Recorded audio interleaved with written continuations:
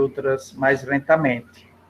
Então, nós vamos ver hoje essa introdução ao estudo da fotossíntese, que é um estudo da resposta do desenvolvimento da planta à fotossíntese, e vamos trabalhar com as plantas forrageiras. Então, seria a introdução ao estudo da fotossíntese com as plantas forrageiras.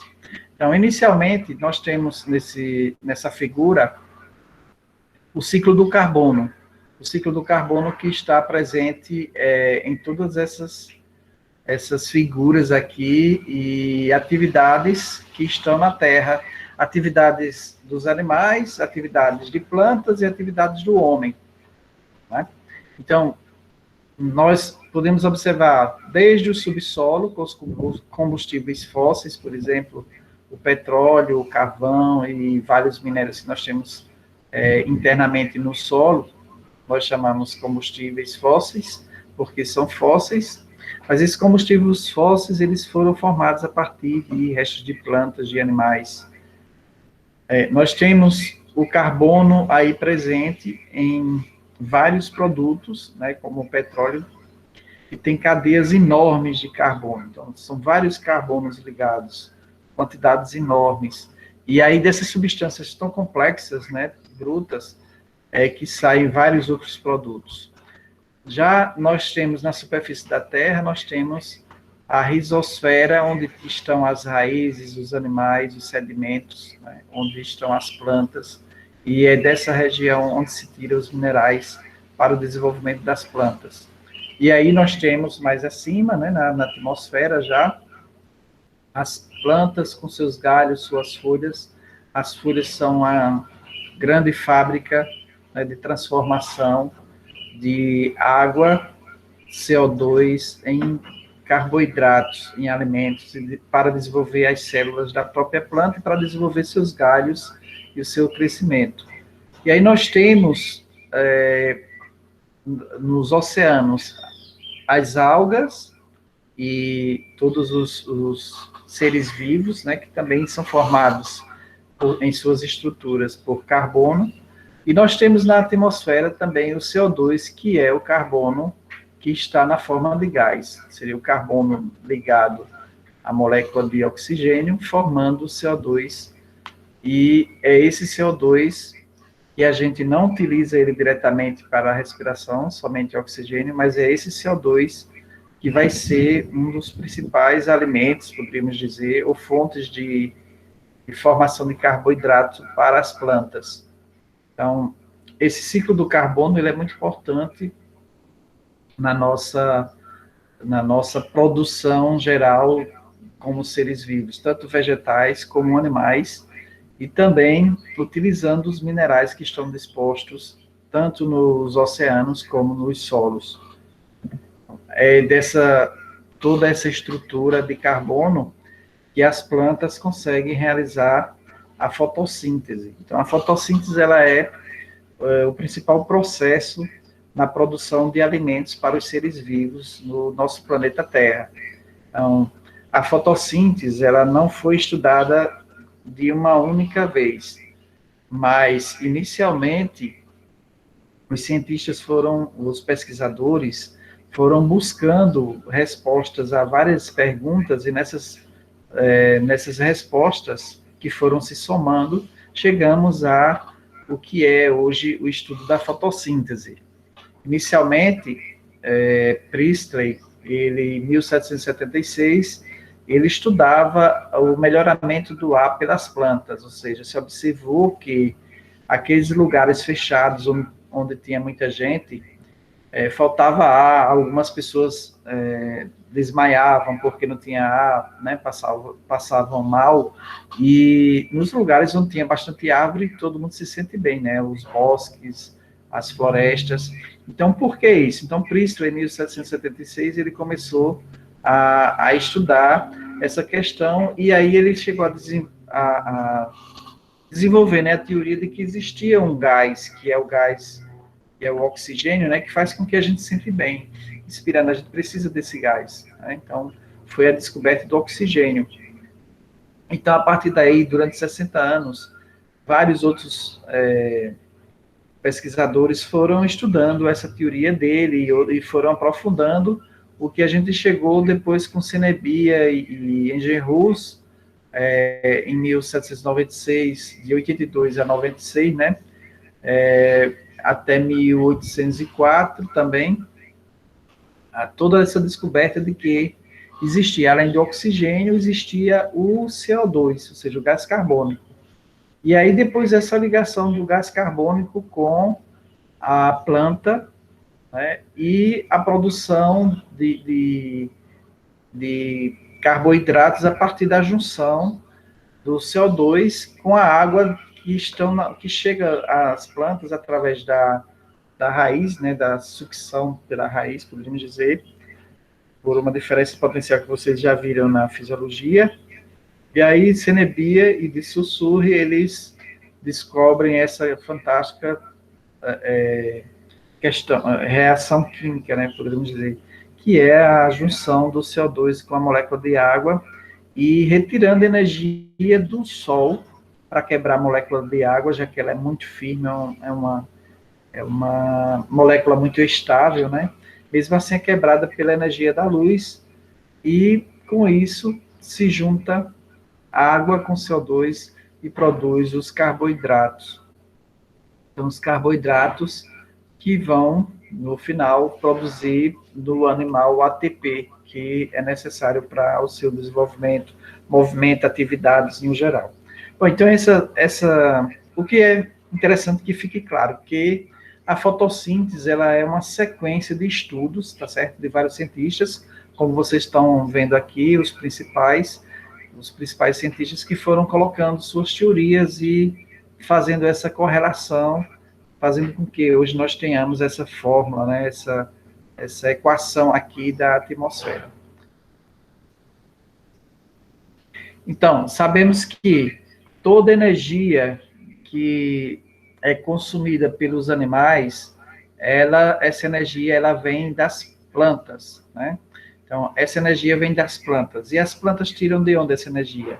Essa energia ela é retirada do Sol, né? A energia que vem do Sol, que é capturada pelas plantas, e essa energia é suficiente para quebrar as moléculas de água e juntar a molécula de água, esse hidrogênio e oxigênio que são separados, esses hidrogênios são ligados ao CO2 e, com isso, formam os carboidratos nas plantas para crescerem, né, produzirem mais folhas e caules e frutos, né?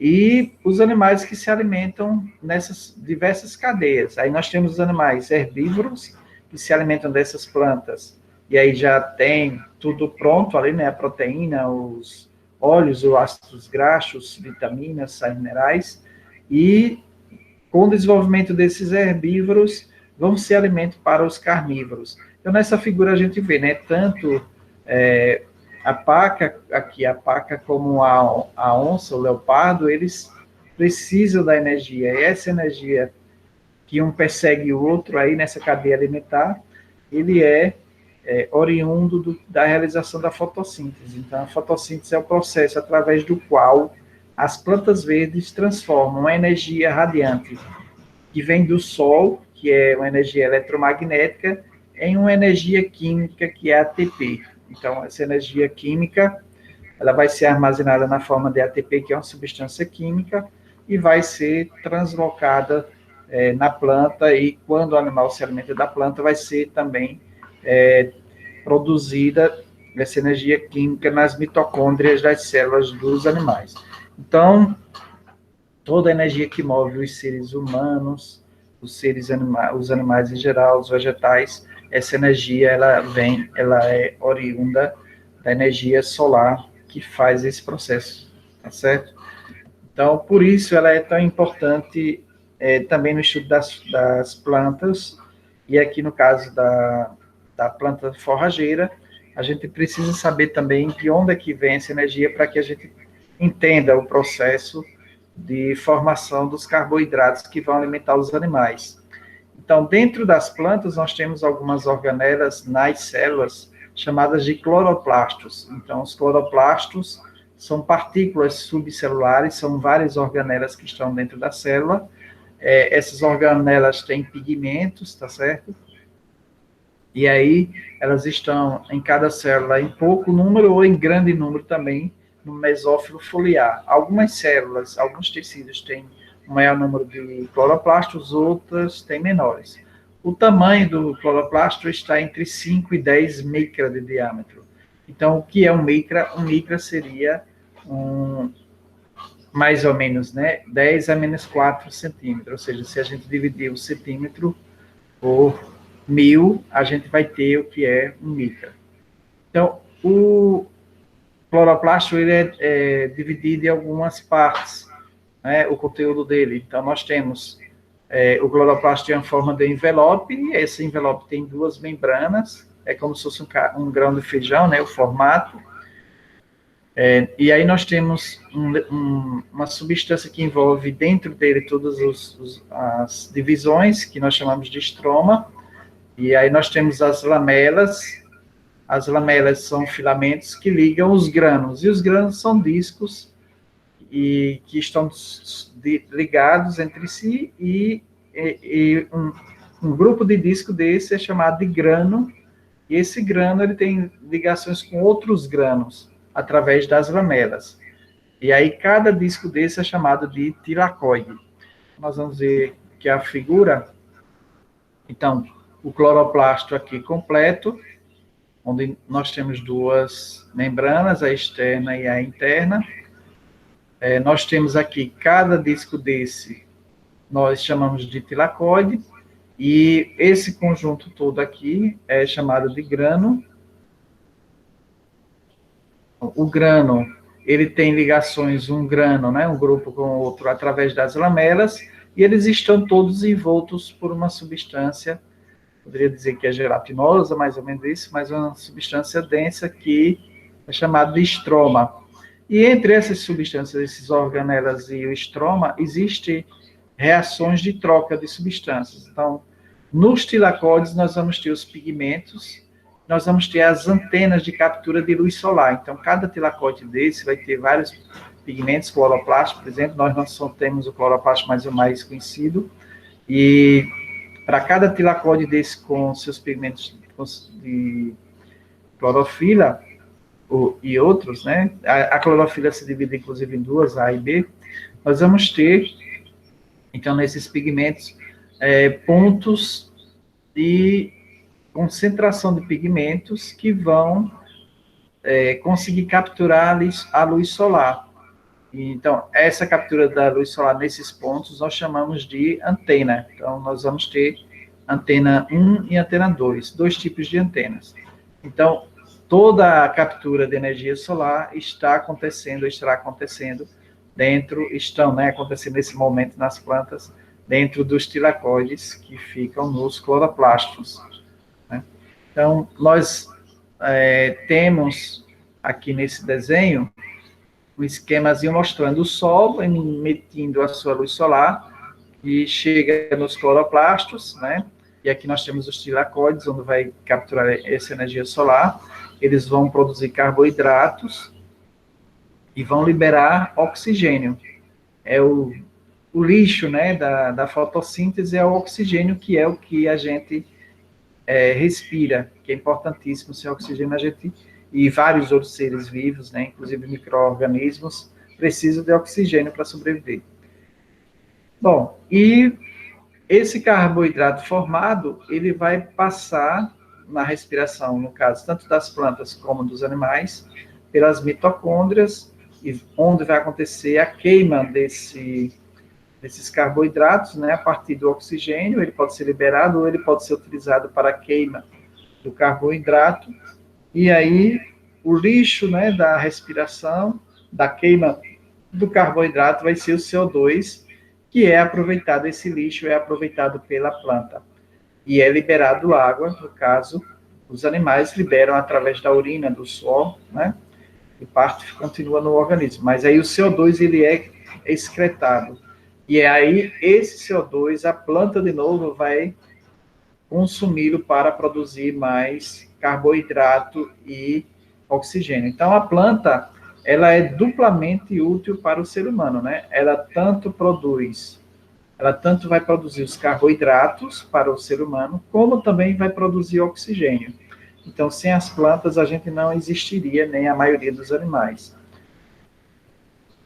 Bom, as mitocôndrias, quando elas consomem os carboidratos, o que é o produto dela? Vai ser a formação de um produto que vai dar sustentação aos animais, que é o ATP, adenosina trifosfato, que é uma substância química que vai fazer com que a energia dos hidrogênios da água, que foram retirados, quebrados da água, né, eles sejam, junto com as outras, com fósforo e com outras substâncias, eles produzam algumas características ou substâncias que vão formar novas moléculas. Né? Aí nós temos aqui, no caso da mitocôndria, uma das suas funções é juntar esse carboidrato, que era puro, somente com carbono, oxigênio e hidrogênio, à inclusão de fósforo.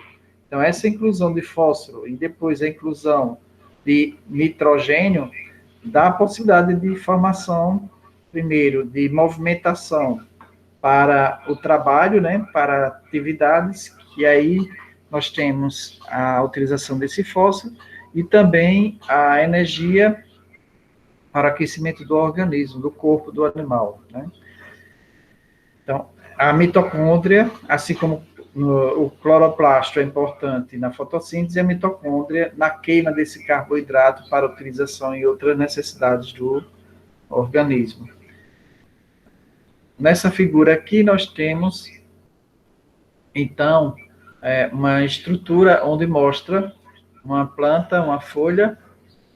Essa folha, se eu cortar um pedacinho aqui, nós temos outro desenho aqui representando, onde mostra a parte superior, né, a epiderme, e a parte inferior, e alguns espaços vazios na parte de baixo da folha, onde exatamente existem espaços para armazenamento de gases.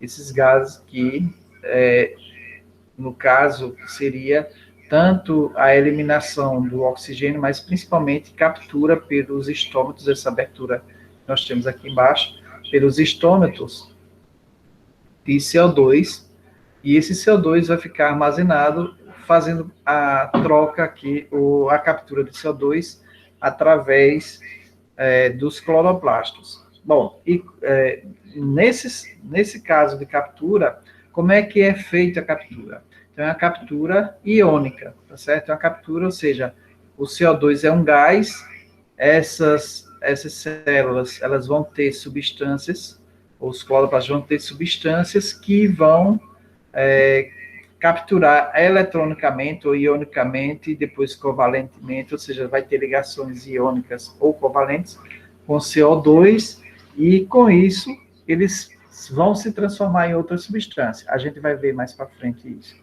Tá certo? Então, uma célula, então se a gente pegar uma célulazinha dessa aqui do vegetal, a gente vai ver que nós temos, numa célula vegetal, a parede celular, né, que tem um tamanho e formato limitado, não é como a membrana celular do animal, mas é uma parede, ela é feita por celulose, e aí é mais rígida. E nós vamos ter, na célula vegetal, sempre o vacúolo, um espaço vazio que serve para armazenamento de gases e também de substâncias, pode ser inclusive água, né? Substâncias que a célula vai estar trabalhando. É como se fosse um grande armazém.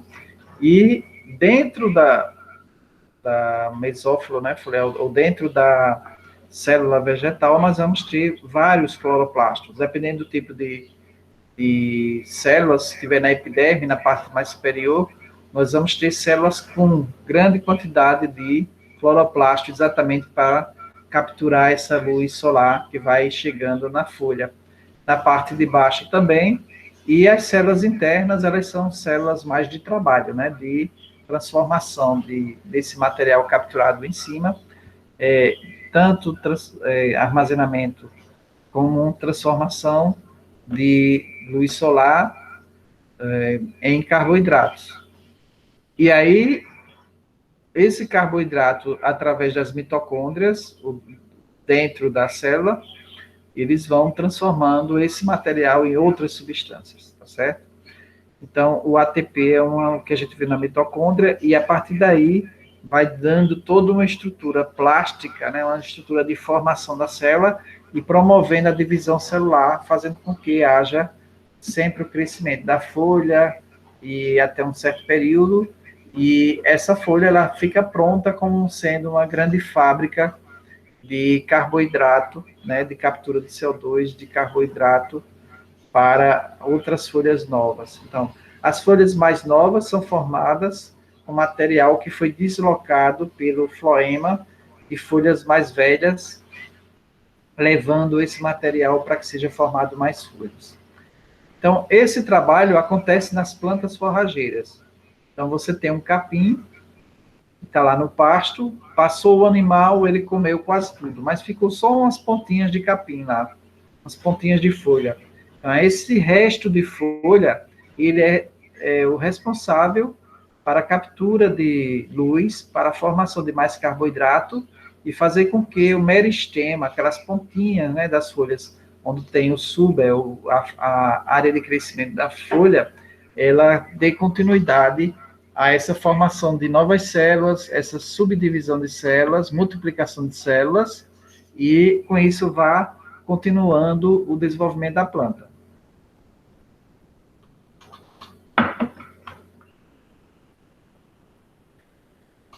Nessa figura, a gente pode ver uma parte aqui à esquerda, nós podemos ver a parte superficial da folha, né, a parte superior, e nós vemos algumas aberturas. Essas aberturas são os estômatos. Quando eles estão tujos, ou seja, cheios de água, né, tujur não precisa de água, a folha, essas células guardas aqui, elas enchem de água e fecham o estômato, então não há troca de gás. E acontece algumas plantas, como os cactos, né, que durante o dia, para não perder água, eles ficam com os estômatos todos fechados. À noite abre os estômatos para a troca de gases e aí consegue capturar o CO2. Então, se eles abrirem os estômatos durante o dia, como é muito quente, eles vão perder muita água.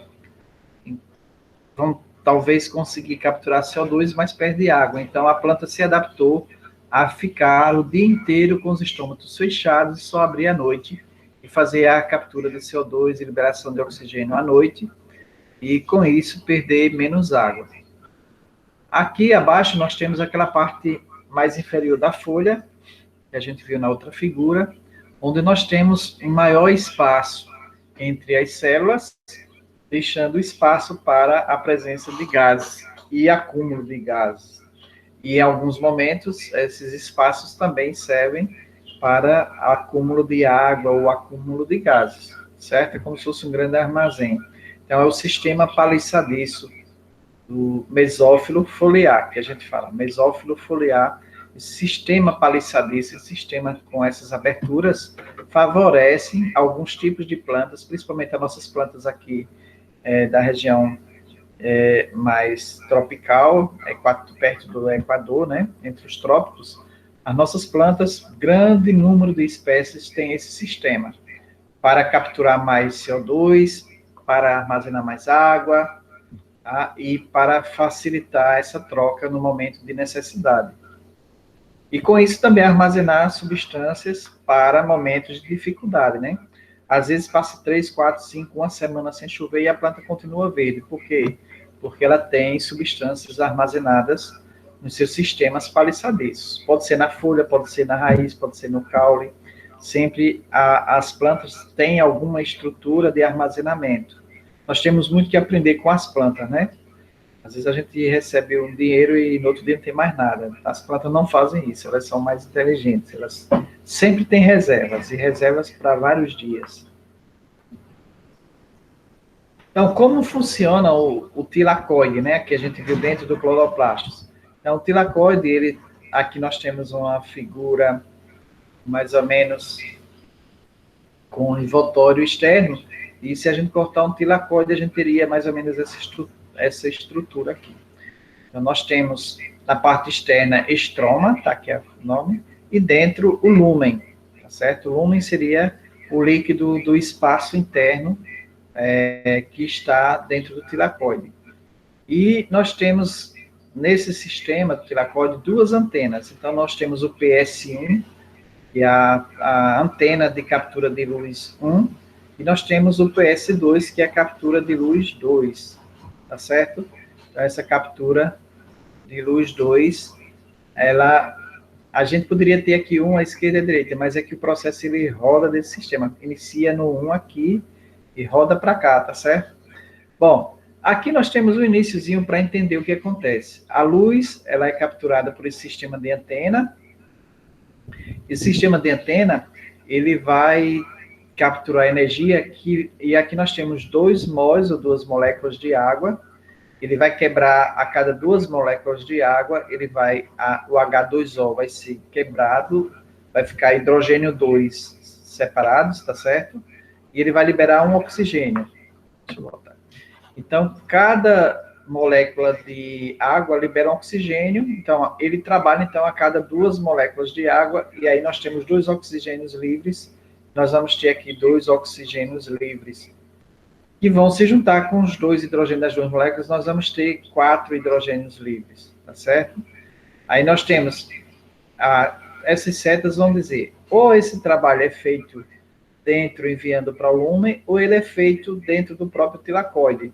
Então, dentro do próprio tilacoide, nós temos substâncias, através, chamamos aqui, da mineralização com manganês, há uma atração, né, por algumas substâncias ligantes do citocromo, e essas substâncias elas vão capturar esse hidrogênio que é liberado e vão formando para frente mais substâncias. Chegando na antena 2, ela vai receber também a molécula de fósforo, ela vai ser ativada e vai ser liberada como NADP, certo? Então, seria um ATP, mais ainda simples, né? Um ATP sem os 2 fósforos. Então, esse trabalho aqui, ele vai liberar esse material no estroma, e esse estroma vai dar continuidade com a junção de várias outras substâncias que vão chegando e formando os ATPs, ou enviando para a mitocôndria esse material que vai ser formado nas mitocôndrias, os ATPs. Então, aqui é o início do processo. O tilacoide ele vai fazer essa captura da luz e quebrar a molécula de água e liberar os hidrogênios.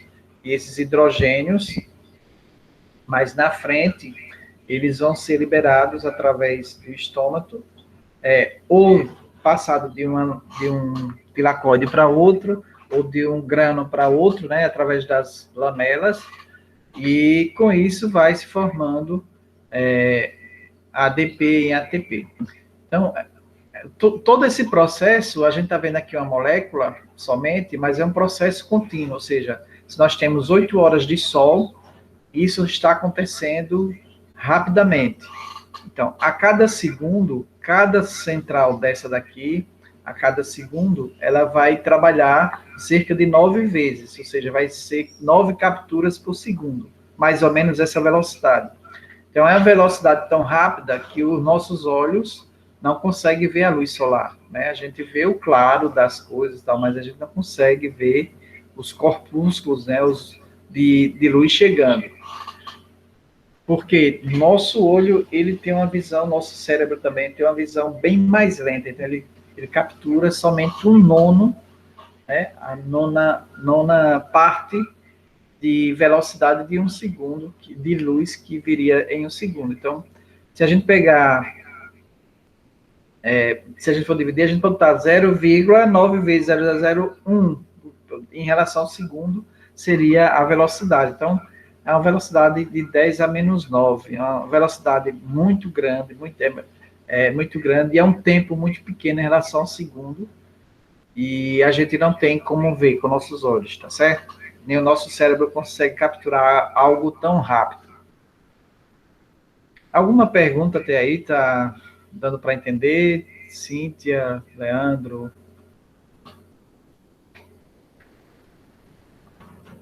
Tranquilo, professor.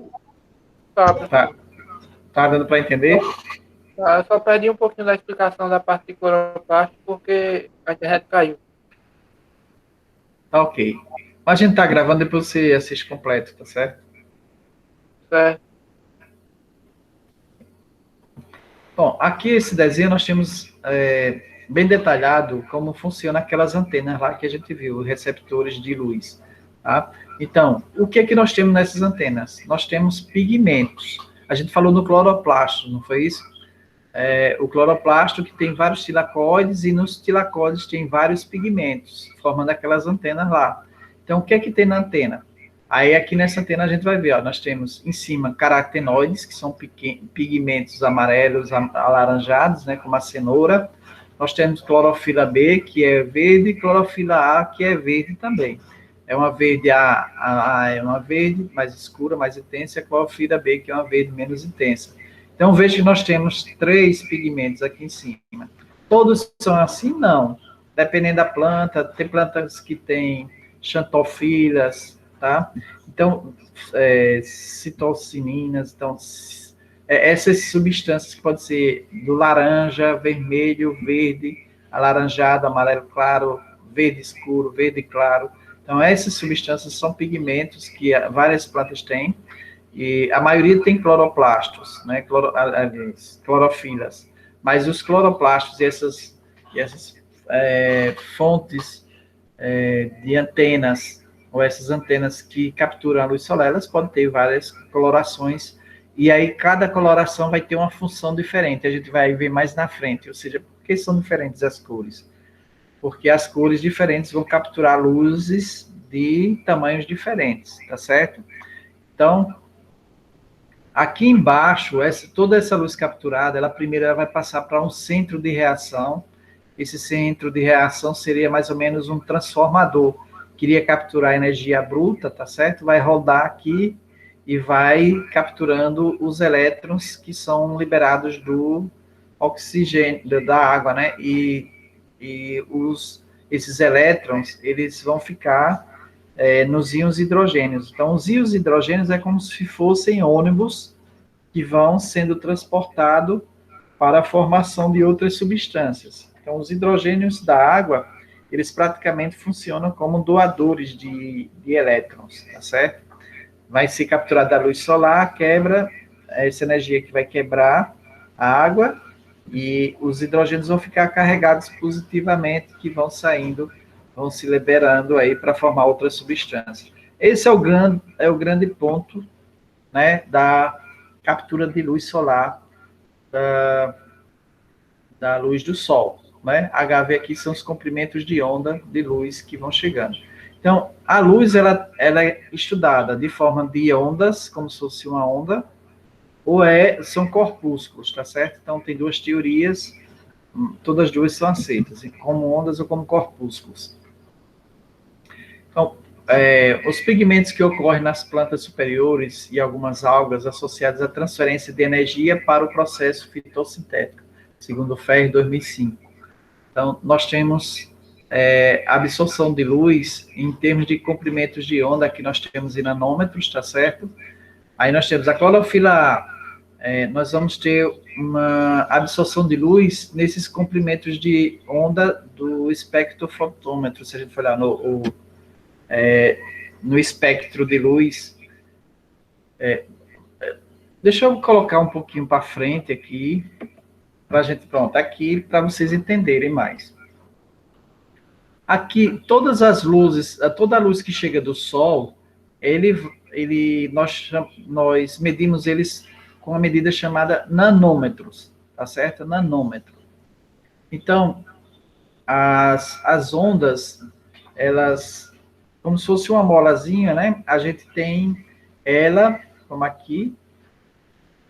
Então, nós temos essas ondas e nós medimos de cima até o centro, aqui, mais ou menos aqui. Daqui para cá, nós chamamos de comprimento de onda.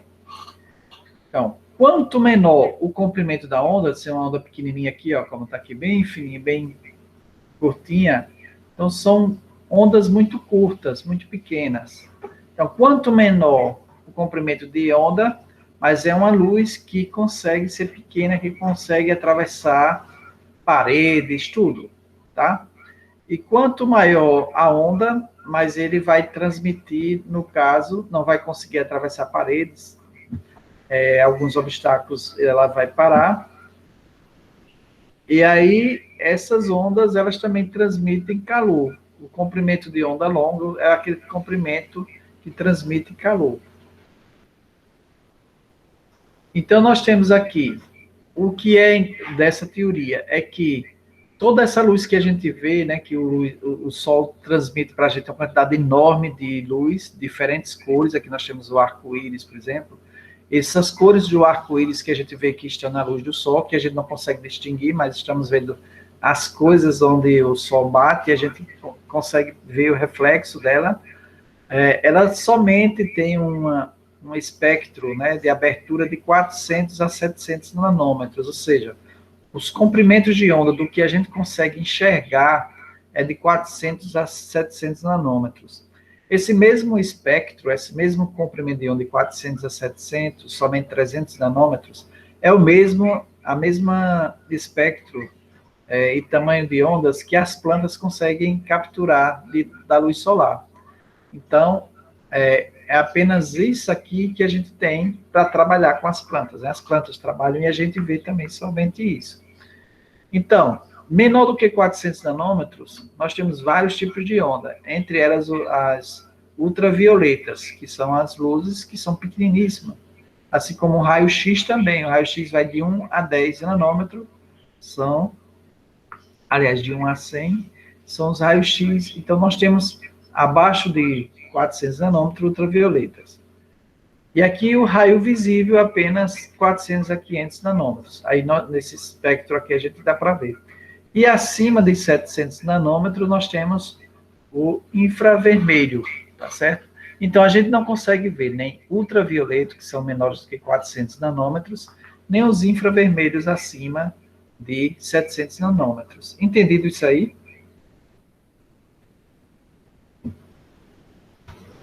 Sim. Sim, né? Bom, então vamos voltar lá. Por que é que os pigmentos têm diferentes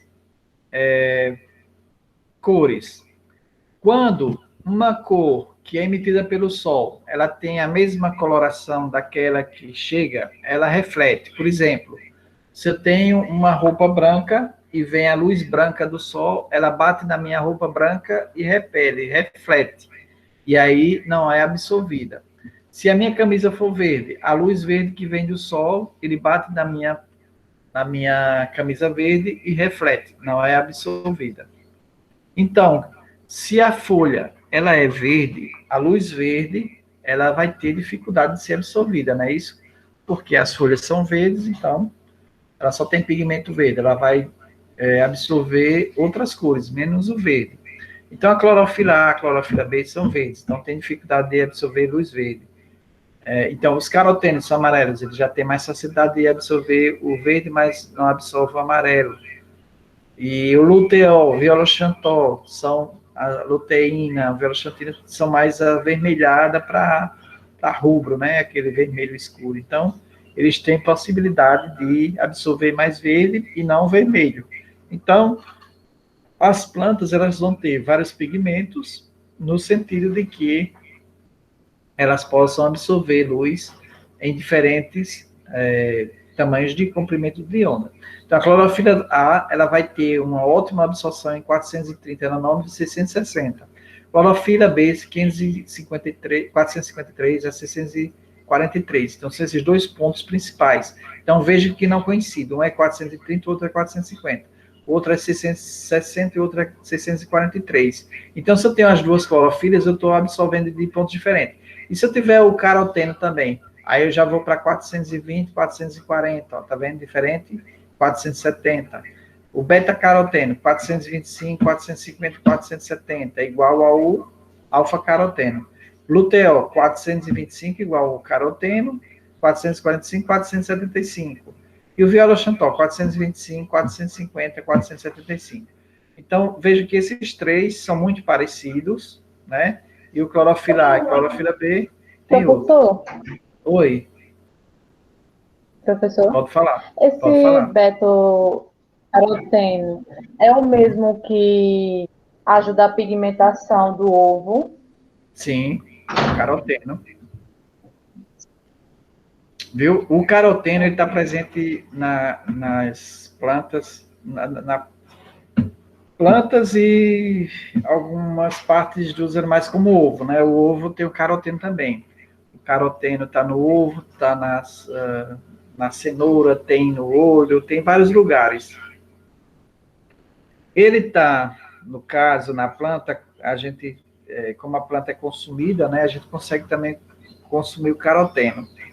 E o ovo é um organismo, né, uma parte, onde aquela gema, ela é um concentrado de nutrientes para o pinto, né? Então, o embrião, ele vai estar lá dentro, que é quando cruza o galo, né, com a galinha, vai ter o ovo galado, que a gente chama. Se você observar, ele vai ter só um pontinho branco lá dentro, que é o embrião. A partir do desenvolvimento do embrião, ele vai, através do cordãozinho umbilical dele, ele vai consumindo a gema e a clara. Então, vai ter o quê? As proteínas, que vão estar mais concentradas na gema, né? E aí tem uma quantidade enorme de colesterol com proteínas lipossolúveis.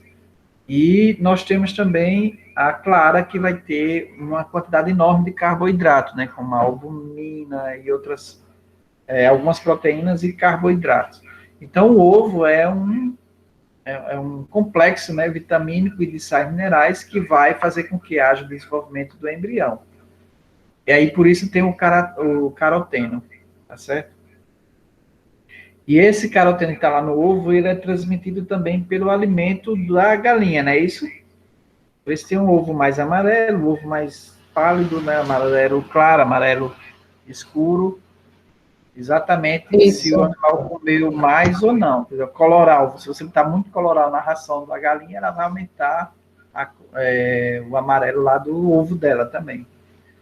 Porque ela está fornecendo mais caroteno. É o mesmo caroteno vegetal, tá certo? Só que, é claro, ele vai ser organizado como pigmento dentro das proteínas que vão estar no ovo.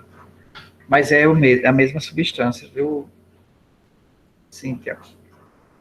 Bom, o que é importante aqui, o que é a mensagem principal daqui é dizer o quê? Que os pigmentos que estão lá nos cloroplastos, naquelas anteninhas lá de captura de luz, eles vão ser vários pigmentos, não é só para chatear ninguém, não, é porque cada pigmento vai ter uma antena, uma base, né, da antena lá, que captura a luz solar em um comprimento de onda diferente. Então, quanto mais pigmentos tiver, mais vai conseguir capturar a luz em diferentes comprimentos de onda, e aí com isso vai conseguir trabalhar mais, vai ser mais eficiente na fotossíntese. E aí, quem são essas plantas? Aí nós temos aqui, veloxantol, plantas superiores todas, plantas superiores e algumas algas, luteó, aquelas algas roxas que nós temos no mar, marrom, tá certo? Todas as plantas superiores têm caroteno, a B e a C, né? Algumas algas também. E clorofila, todas as plantas superiores. Praticamente todas as plantas têm esses pigmentos. Todos vocês conhecem plantas que tem... A gente tem muito plantas ornamentais, né? Que tem a folha toda vermelha, tem a folha amarela, tem planta que a folha é misturada branca, amarelo, vermelho, não é isso? Então, tudo ali são pigmentos diferentes, desses pigmentos aqui, desses grupos.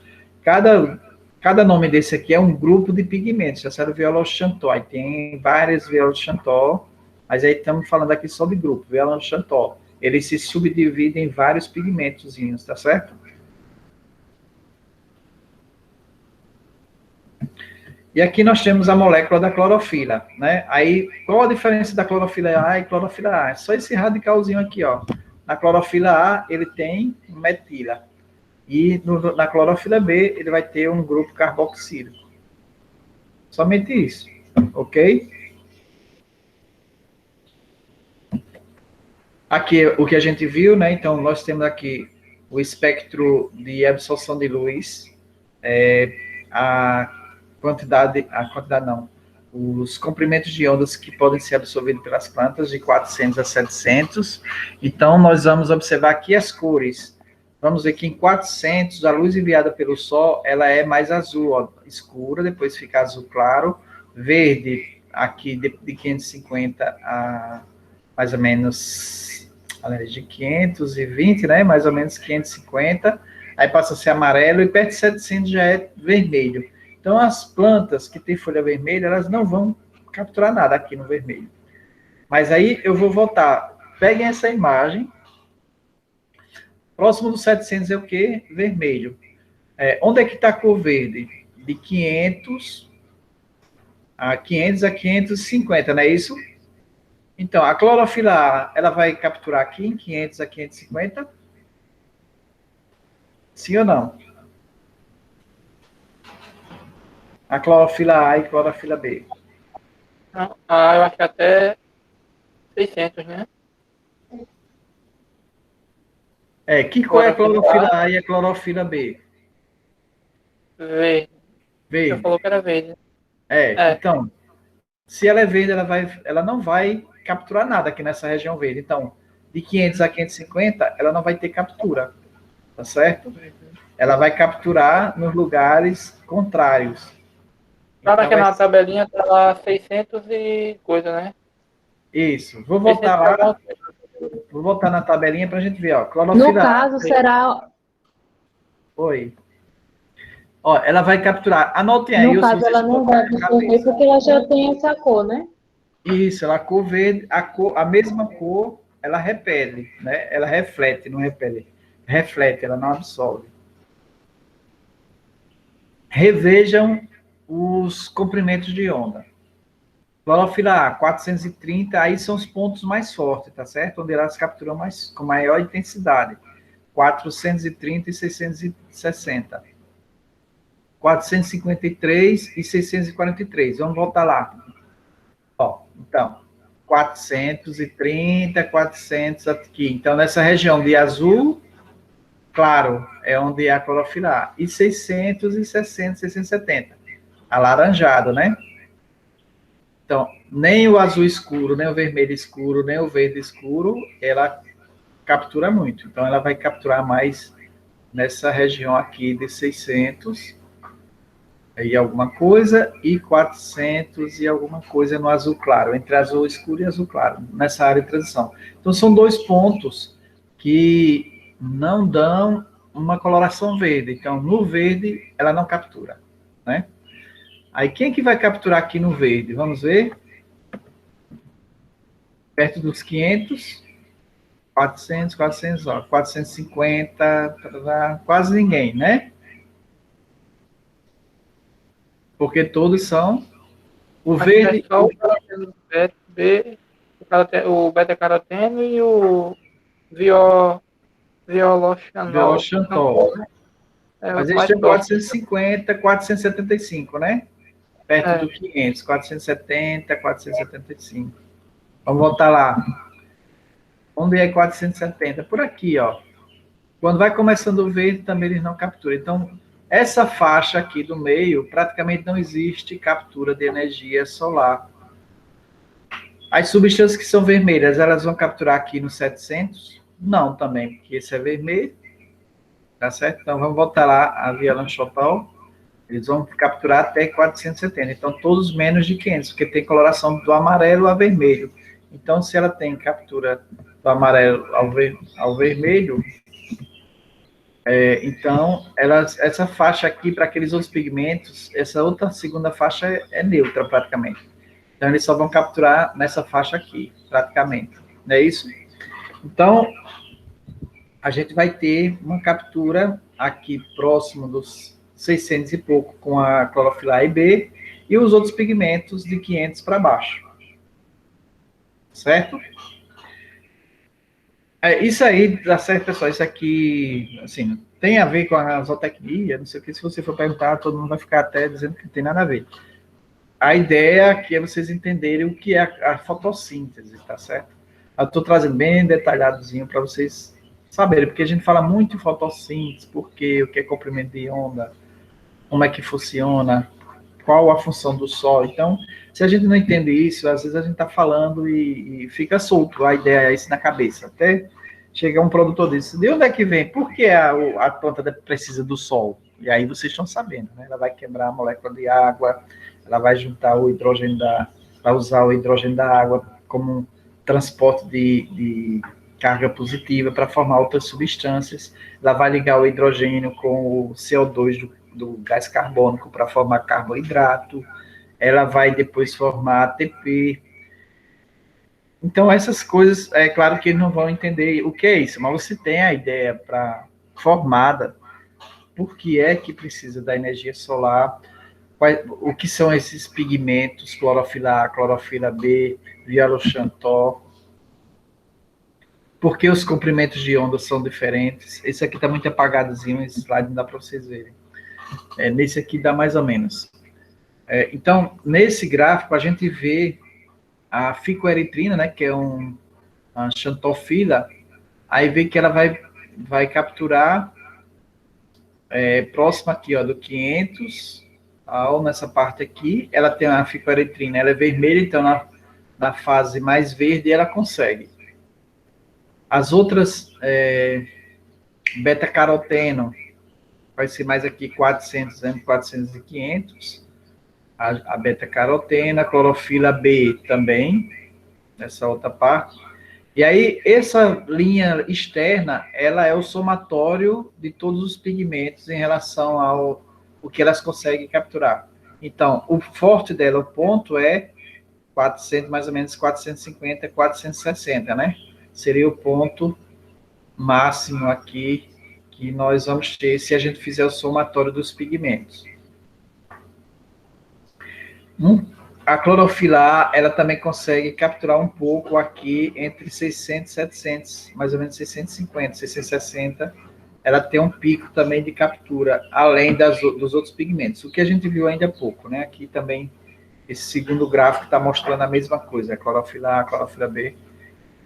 E aqui nós temos mais ou menos um desenho onde a captura é na fotossíntese. Então, veja que no centro, de verde e amarelo, há uma queda, porque a maioria das folhas são verdes e amareladas, né? Então, nesses pontos, reflete a luz e elas não capturam. Então, vão capturar mais nessa parte do azul claro, né? O azul um pouco escuro, claro, de transição.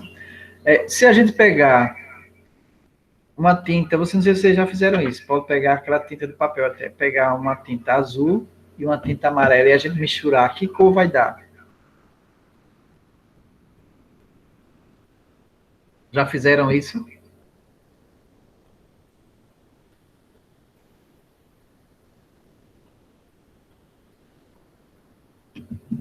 Eu nunca fiz não, professor. Eita. Esse é um teste que a gente faz com as cores primárias. Então, se a gente misturar o amarelo com o azul, ele dá verde, certo? Então, o verde não verde, minha gente. O meu fone está aberto, verde. Já está aqui, né, misturado. Então, se a gente perguntar se as cores primárias, o verde é uma cor primária, não, porque ela é resultado da mistura do amarelo com o azul, tá certo? Então, o verde não é a cor primária. Então, então, se a gente observar, o verde, ele vai estar, em relação à luz, o verde é uma mistura da luz que chega azul e uma mistura da luz que chega amarela, certo? Então, as plantas, elas vão pegar as luzes puras, mais puras, que é o azul, que é uma luz cor primária, e vai pegar o vermelho, que é uma luz primária, entenderam? As demais são mais uma mistura. A verde, a amarela também tem uma parte de mistura, mas principalmente a verde é a mistura do amarelo com o azul.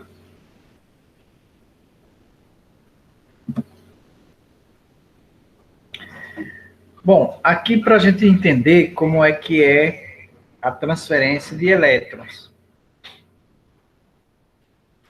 Nós temos um átomo. Aqui vamos ver essa primeira bolinha aqui é um átomo, tá certo? O átomo ele tem um núcleo no centro e tem as eletrosferas ao redor do núcleo. Aqui tem a rodinha uma do lado do outro, mas na verdade ela pode ter uma roda nesse sentido e outra nesse sentido, tá certo? Então, o que a gente pode observar é que as eletrosferas vão ter uma distância do núcleo, tanto quanto menos energia ela tenha, mais próximo do núcleo ela está. Se ela tem mais energia, o elétron ele vai circular, ele vai estar numa esfera mais distante do núcleo. Então, cada vez que ele ganha mais energia, ele vai mais para distante do núcleo. Se ele tem menos energia, vai chegando mais próximo do núcleo. Então, quanto mais energia, mais distante do núcleo. Então, digamos que nós temos um elétron aqui, desse primeiro átomo, na primeira eletrosfera. E aí chega a luz solar, um fóton de luz solar, e bombardeia, no caso, naquela antena lá, ele chega ao fóton e é capturada pela antena, e vai bombardear o elétron aqui da molécula de água. Quando ele bombardeia esse elétron, ele faz com que esse elétron ganhe energia. Quando o elétron ganha energia, ele entra, nessa segunda seria a absorção da energia, e quando ele ganha a energia, ele entra no estado excitado, ou seja, ele ganhou energia e ele pula de uma eletrosfera para uma eletrosfera superior, porque ele ganhou energia. Mas, logo depois, ele tem que voltar para seu estado normal, porque senão o átomo ele se desfaz, porque nessa eletrosfera superior, normalmente, existem já outros elétrons, que ele não pode permanecer ali, porque é a estrutura do elétron que já é formada, ele pode ter esses ganhos de energia, mas ele retorna a seu estado natural, tá certo?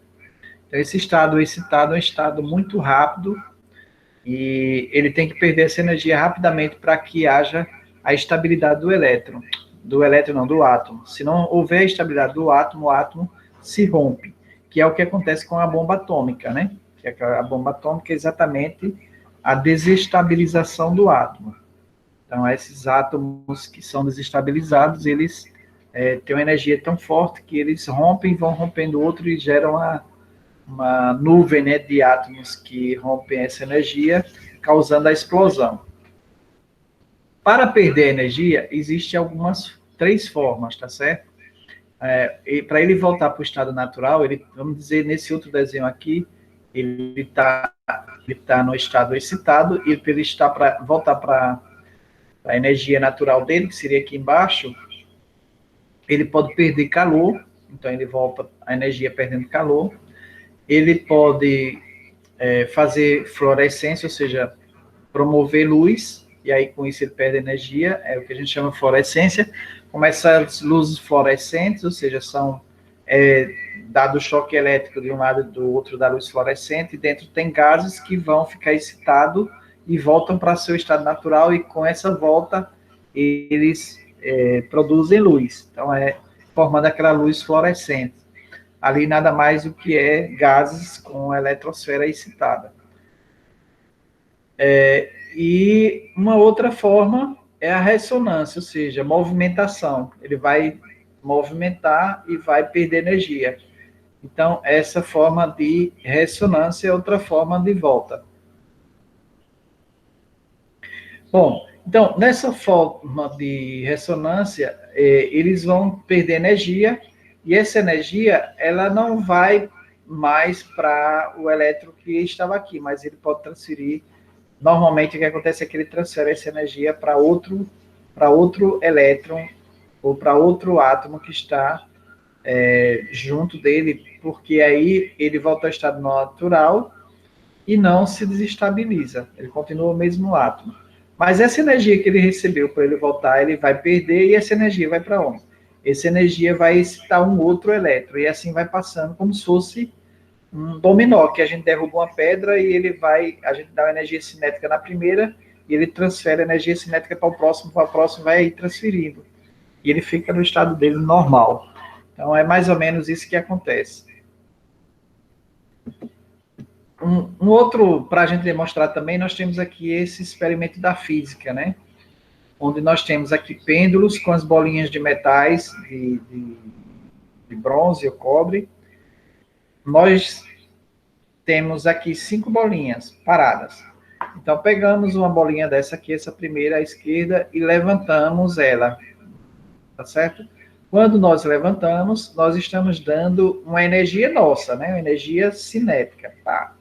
Levantamos elas aqui com a nossa energia. Então, nós proporcionamos a essa bolinha uma elevação de estado com a nossa energia. Ela não teria energia por si própria para ir para ser levantada. Então, essa energia que eu dei para ela chegar nesse ponto aqui, quando eu solto a bolinha, ela volta para o mesmo lugar. E quando ela volta, ela traz essa energia. O que a gente está comparando aqui? Quando chega a luz do Sol dá energia a esse elétron, que vai para o estado excitado, mas ele não vai ficar lá para sempre, ele vai ter que voltar para o estado normal. Quando ele volta, ele traz a energia que ele ganhou, e ele transfere para a próxima bolinha, a próxima transfere para a próxima para a próxima, e no final, a gente vai ter essa última bolinha, a energia que ela recebeu, que nós demos aqui, ela vai transmitir aqui no final. E essa transferência de energia é a transferência exatamente que é dada pelo elétron que foi citado lá na planta, tá certo? Pela captura da luz solar. Mas a gente está pensando aqui de uma coisa bem devagar, né? Explicando. Na verdade, isso, como eu falei, é algo tão rápido que num segundo, 1, 2, já aconteceu 9 vezes isso. Então, é algo muito rápido, que a luz solar está chegando em todas as folhas e milhares de vezes em cada folha. Imagina uma planta de coco, eu estou vendo aqui um coqueiro e uma palha de coco ali. Então, milhares e milhares de elétrons estão sendo excitados com a chegada da luz e está sendo transmitido essa energia.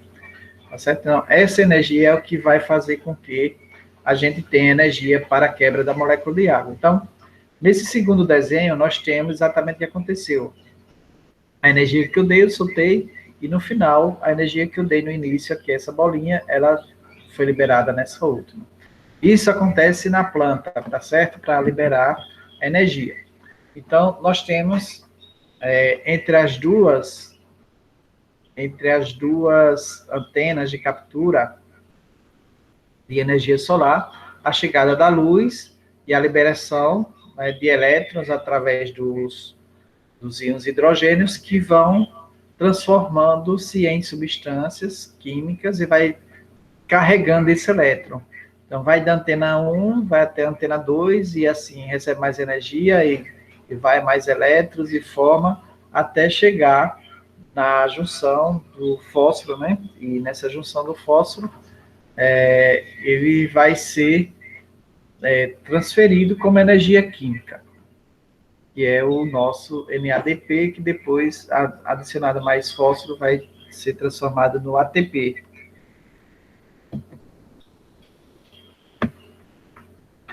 Bom, então, nós vimos até agora a forma de captura de energia para fazer essa transformação. Bom, uma outra questão é, como é que é a captura de CO2? Nós vimos a captura de eletricidade para a quebra da molécula de água.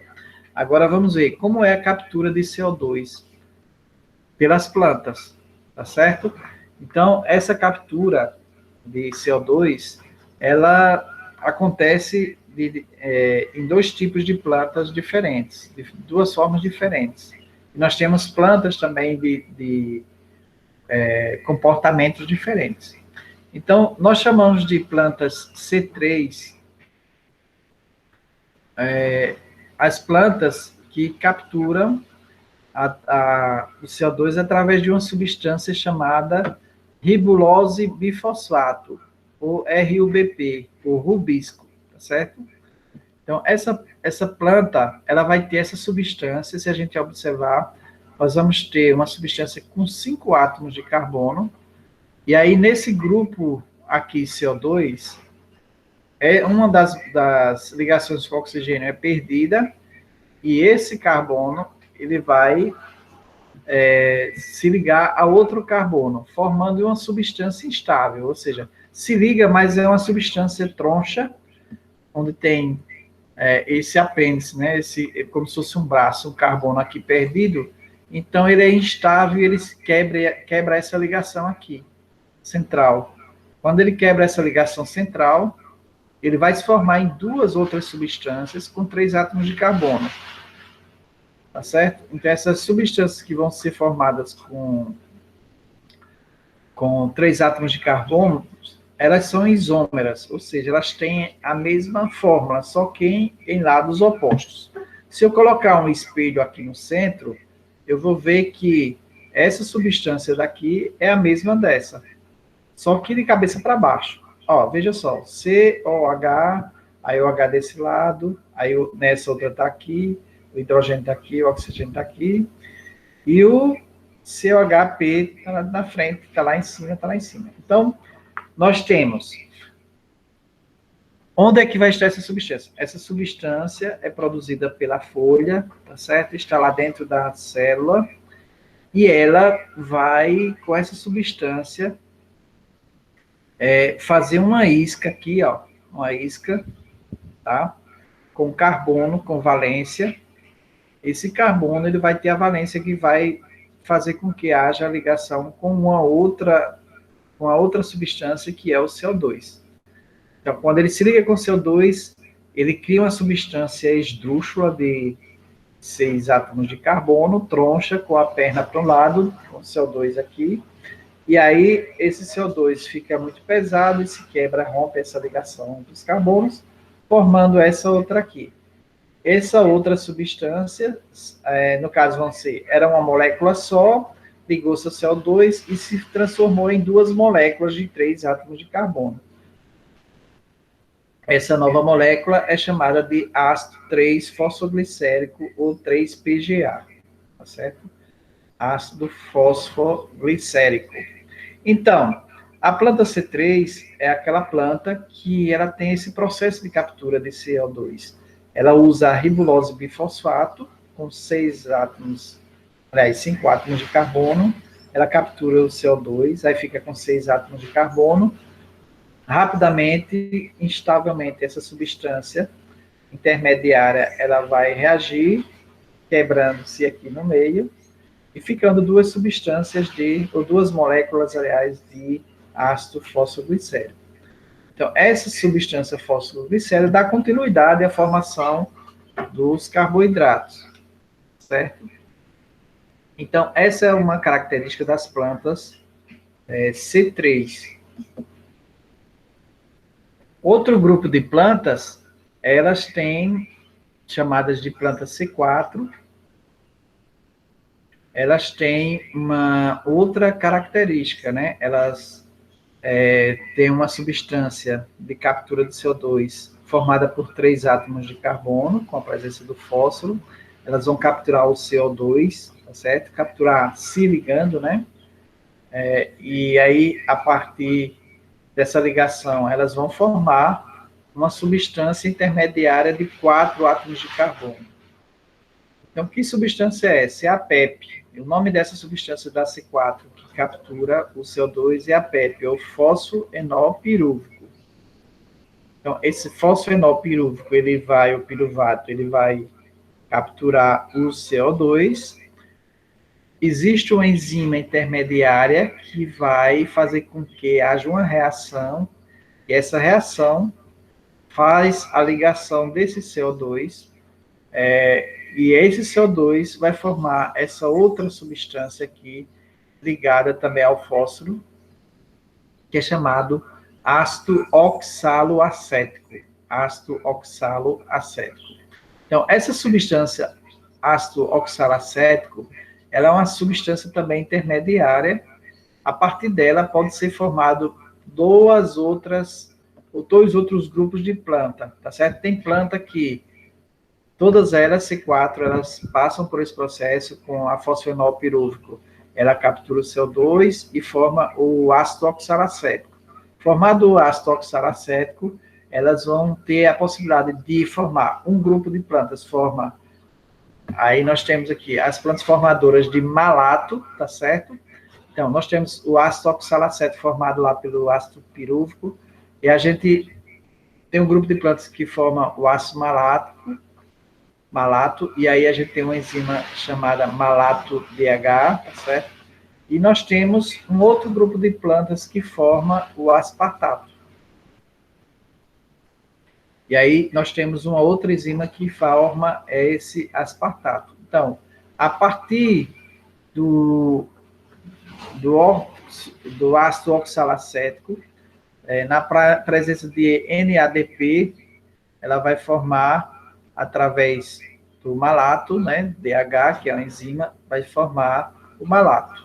Então, isso é um grupo de plantas características. Esse grupo de plantas tem essa característica. Outro grupo de plantas tem a enzima desidrogenase do ácido málico, certo? E esse grupo de planta aqui de cima que falamos, e aí esse ácido málico, ele vai fazer com que haja um rompimento, né? Deixa eu voltar. Um rompimento dessa estrutura e a formação do NADP com a perda do hidrogênio. Já a planta transformadora de aspartato, ela tem uma outra enzima que é o aspartato aminotransferase. Esse aspartato aminotransferase, ele vai reagir a partir da presença do glutamato, que é uma outra substância que tem esse grupo de planta específico, vai ter, certo? Então, a partir do ácido oxalacético inicial, na presença do glutamato, aí nós temos a presença da enzima aspartato aminotransferase, que vai transformar em uma substância de 4 átomos de carbono, aspartato. Então, voltando, nós temos nas plantas C4 uma substância inicial que captura o CO2 chamada de fosfoenol pirúvico, PEP. Ela transforma essa substância, a partir da captura do CO2, ela é transformada pela enzima pepcase em ácido oxalacético. Esse ácido oxalacético, em um grupo de plantas, é transformado em malato, em outro grupo de plantas é formado ou transformado em aspartato. Bom, pessoal, quem são essas plantas C3 e planta C4? Então, foi visto que as plantas que se desenvolveram, que se adaptaram a regiões mais frias, que têm uma insolação mais branda, um dia mais longo, são regiões mais frias, né, subtropicais, elas têm uma tendência a ter plantas com essa característica mais de C3. Já as regiões tropicais, onde tem uma insolação mais intensa, maior, e tem dias mais curtos, tem uma tendência a ter plantas C4, né? Originaram plantas C4, principalmente na África, As na C3 América. são soja, milho. Isso, as mais leguminosas, milho é C4, tá certo? Então, as gramíneas que crescem rapidamente, elas são C4. Sorgo, milho, os capins que a gente tem a maioria, principalmente pânico, né? Tem alguns capins muito lerdos, aquela coisinha pode ser, porque nem todas as plantas têm esse resultado, entendeu? Mas a gente tem já tabelas com as duas plantas. Vocês podem buscar até na internet, tabela de planta C3, tabela de planta C4. Então, a gente tem algumas plantas que a gente trabalha na forragem, como gramíneas, no geral. Sorgo, capim-elefante, milho, sorgo, milho, capim-elefante, grupos do pânico. Esses capins são C4. Então, eles têm essa característica de produção de aspartato malato. E qual o resultado disso também? É que essas plantas nossas tropicais, elas têm uma capacidade de armazenamento de gás carbônico e substâncias que vão participar da fotossíntese em grande quantidade. Com isso, elas têm uma eficiência bem maior na realização da fotossíntese. Então, aquele sistema paliçadiço, né, das plantas, o mesófilo foliar das plantas C4 é muito mais desenvolvido. E aí, nós temos mais ou menos aqui nesse esquema, mostrando, né, mais ou menos o que acontece. Nós temos aqui a captura de, se a gente for ver uma planta C4, como ela funciona, ela tem esse quadradinho inicial aqui, poderia ser uma célula, esse primeiro retângulo, tá? E o segundo, a outra parte da célula, o mesófilo foliar, o bainha, célula bainha vascular.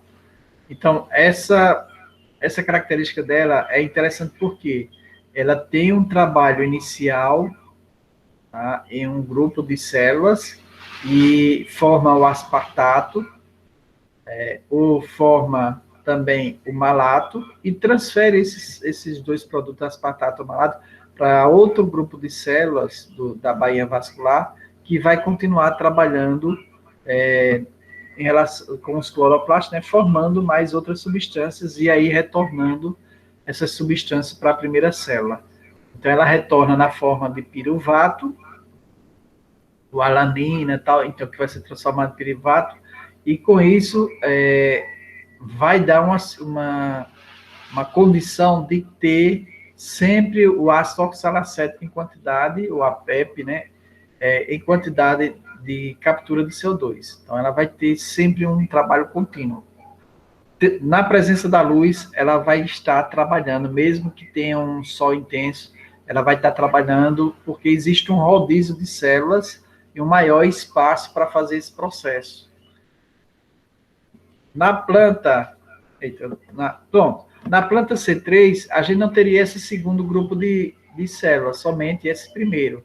Então, por isso elas são menos eficientes. Elas vão ter apenas a captura das substâncias, né, captura do CO2 e uma formação de substâncias a partir apenas desse CO2, mas não vai ter a formação do malato e do aspartato. Então, com isso, a gente não vai ter esse outro grupo de células que vão continuar trabalhando.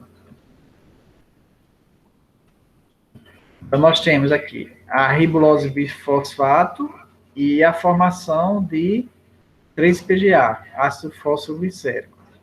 Então, na C3. Então, isso nós vamos ter aonde aqui? A gente vai ter apenas... infelizmente, aqui eu não tenho o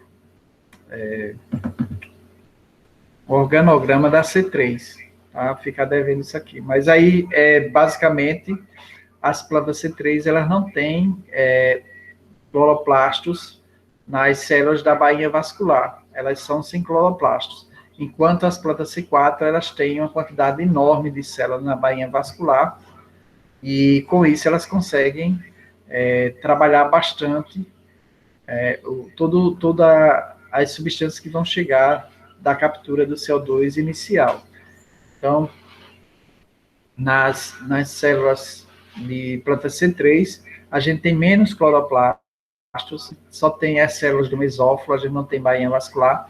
Quando as plantas C3 têm bainha vascular, elas não têm cloroplastos, então são bem mais pobres nisso. Então, poderíamos dizer que as plantas C4, elas são bem mais evoluídas em captura de CO2, e por isso elas crescem mais rapidamente, como é a cana-de-açúcar, o sorgo, o capim-elefante, tá certo? Então, são plantas que se desenvolveram para essa captura e desenvolveram um sistema na folha, e alguns no caule também, algumas plantas também têm cloroplastos, grande quantidade de cloroplastos, porque elas desenvolveram essa outra estrutura, que são células superclorofiladas na região da bainha foliar, ou vascular, aliás.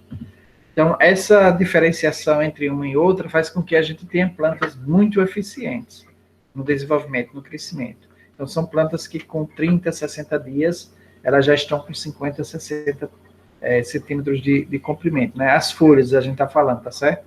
Então, se a gente faz um corte do capim-elefante hoje, com 60 dias, ela vai estar já essa folha com 50, 40, 50 centímetros. Enquanto que o feijão, ela vai passar 60 dias crescendo lentamente, né? Um feijão, ou várias outras plantas herbáceas mais antigas, menos evoluídas. Então, essa questão que nós estamos vendo tem a ver também com a evolução das plantas, né? Então, as plantas elas vão ficando mais eficientes, elas vão tendo mecanismo de adaptação ao clima, ao ambiente e às necessidades delas em relação à resposta ao tempo de pluviosidade, a rebrota, porque é muito consumida pelos animais. Então, tudo isso faz com que a planta tenha uma certa agilidade, essa característica que vai fazendo com que ela mantenha a espécie. E essas características são adquiridas durante muitos e muitos anos. Isso sem um cruzamento genético provocado pelo homem, né? Então, ela naturalmente ela vai se adaptando a essas questões. E aí nós temos um terceiro grupo de plantas em relação ao metabolismo, né, esse desenvolvimento, que é chamado de plantas MAC ou plantas CAM, que são plantas de metabolismo ácido das crassuláceas. Então, as crassuláceas é um ácido, e essas plantas, elas se adaptaram a regiões secas, como a palma forrageira, a macambira, certo? O xique-xique, as plantas do semiárido, cactos, né? Mais cactáceas e, no caso, bromeliácea. Bromeliácea, que é a família da macambira, do abacaxi. Então, essas são plantas que se adaptaram a esse mecanismo. Então, o que é que elas funcionam mais ou menos como se fosse uma mistura de planta C4, mas com alguma característica específica, que é o seguinte: durante a noite à noite ela vai capturar o CO2, ela fecha durante o dia os estômatos, não há troca de gases, né? E à noite ela vai abrir os estômatos, vai capturar o CO2 através da PEP, que é a substância que a gente viu, fosfenol pirúvico, que é a substância que captura CO2 na C4, né? Então, ela transforma em ácido oxalacético durante a noite, esse ácido oxalacético é transformado em malato, e ela acumula durante a noite toda malato. Quando chega no dia, durante o dia, ela vai utilizar o malato que foi armazenado, e aí vai ser transformado em piruvato para formação de ATP, e com isso ela vai produzir mais carboidrato e se desenvolver. E vai produzir mais PEP, e aí vem o ciclo de Calvin, que é dentro das mitocôndrias, produzindo também mais ATP e produzindo carboidratos. E aí vai se desenvolvendo. Bom, esses carboidratos formados vai se formar o 3-PGA. Então, o 3-PGA, que é aquela substância que captura o CO2 na planta C3. Então, através da glicólise, ele forma o 3-PGA, e aí, através do 3-PGA, ele vai formar de novo o fosfoenol pirúvico para capturar o CO2. Então, é uma planta que se adaptou, desenvolveu, são grupos, né, de plantas que se adaptaram ao semiárido para sobreviver. Elas têm essa característica que é altamente sofisticada, né, quando elas quimicamente elas chegaram a essa evolução, ou seja, para não perder água, elas fecham os estômatos durante o dia e funcionam à noite, capturando o CO2 para a formação de malato, né? E durante o dia ela não vai capturar CO2, então não vai formar o ácido oxalacético, nem vai formar o malato. Ela vai usar o que trabalhou à noite, e aí durante o dia vai produzir os seus carboidratos, e aí acumula, né, esse carboidrato, que são a energia armazenada, e aí, à noite, volta de novo a trabalhar, né, na formação de ácido fósforo pirúvico e o PEP ali, 3-PGA e o fosfenol pirúvico. Bom, então, essas plantas, quais são essas plantas? E por que a palma, no caso, a palma, o mandacaru, xique-xique, macambira, eles resistem tanto tempo no semiárido, né, passa o ano inteiro e não morre? Não morre facilmente, é claro, quando passa 8, 10 meses sem chover, eles começam a secar também, porque não tem nada. Mas grande parte também desses gases, ou da abertura dos estômagos à noite, grande parte dos gases entra também um pouco de umidade, né? O sereno da noite. Então, essa umidade que vem no gás, e essa umidade, essas plantas, elas conseguem também absorver um pouco dessa água. Bom, aí ficou a pergunta. A energia solar, nesse caso, né? A gente viu que a captura de CO2 é aí, mas e a energia solar? Então, a energia solar, ela vai capturar através não das folhas, mas da parte interna do caule, né? Então, as folhas da palma são aqueles espinhos, aquela parte verde, os cladódios são os caules da palma. Então, é uma mudança que foi feita para perder menos água, mas manter os cloroplastos, no caso, funcionando com a pigmentação de clorofila e carotenoides, e com isso ela consegue capturar energia solar. Então, essa energia solar que vai quebrar a molécula de água e formar, no caso, os ATPs que vão dar aqui, né, né, durante o dia, esse movimento do ciclo de Calvin. Se não tivesse o ATP, não teria como funcionar essa máquina aqui de carboidrato.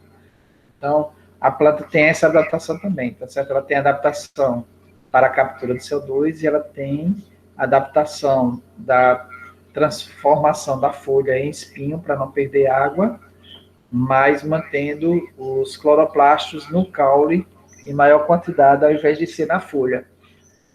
A macambira, ela tem um outro sistema que é exatamente nas folhas uma maior quantidade de celulose, que faz com que haja uma proteção, uma rigidez maior na abertura dos estômatos e uma diminuição também na quantidade de clorofila. Então, essas adaptações todas foram durante centenas de anos para chegar a essa adaptação, né? Então, é o que nós chamamos plantas CAM, tá certo? Quando vir falar em plantas CAM ou plantas MAC, MAC, quando em inglês, é MAC, quando em português, CAM. Mas é utilizado plantas MAC ou plantas CAM, tá certo?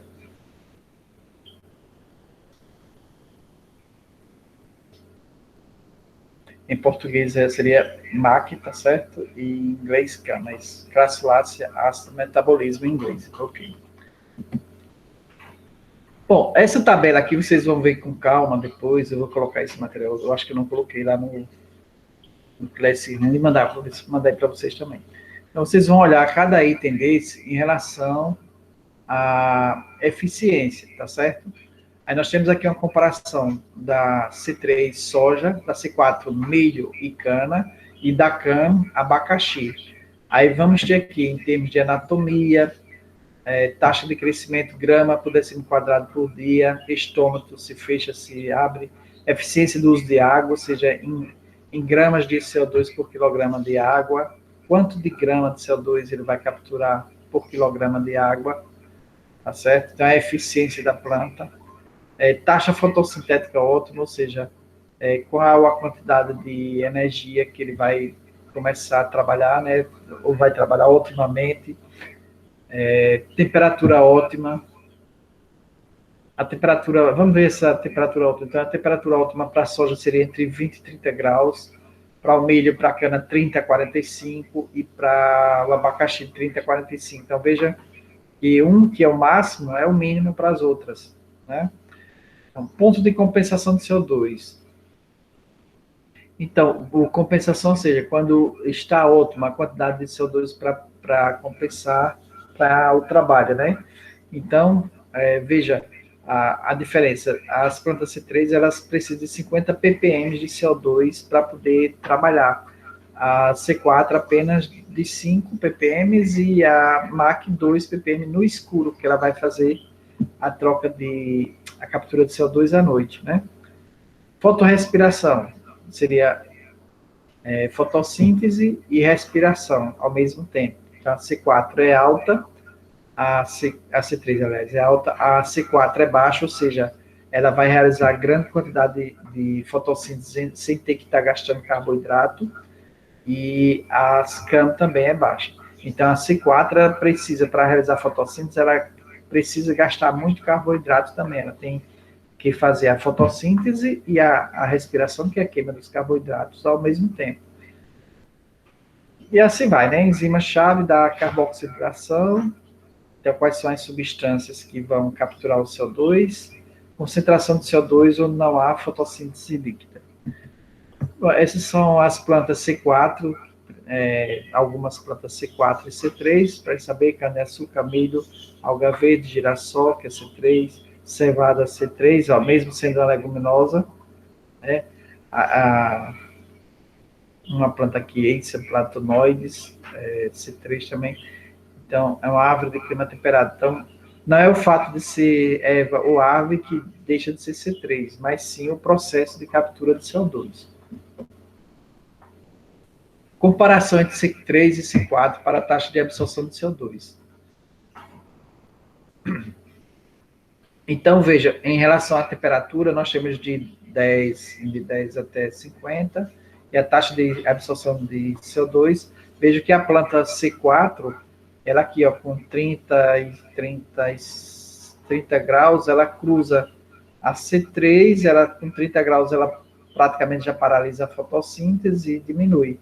A C4 não, ela 30, 35, até 40, 45 graus, é que ela vai parar de absorver, né, CO2, ou seja, mesmo a alta temperatura de 45 graus até 45 graus, ela continua tendo uma taxa muito alta fotossintética, né, de absorção de CO2.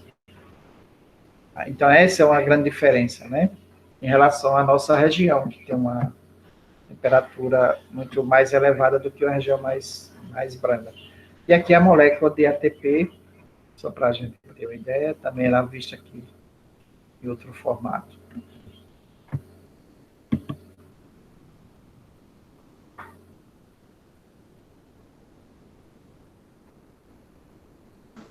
Ô, professor. Bom, pessoal, alguma pergunta? Pode falar, Orson.